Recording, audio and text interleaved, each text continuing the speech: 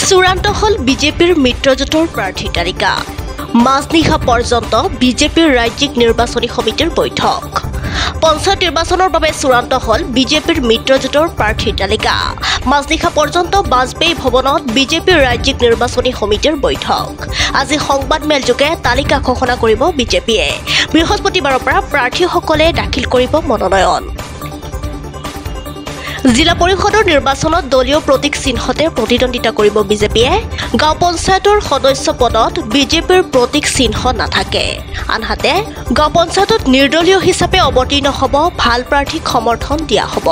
আৰু আজি আনুষ্ঠানিকভাৱে প্ৰাৰ্থী তালিকা ঘোষণা কৰিব বিজেপিয়ে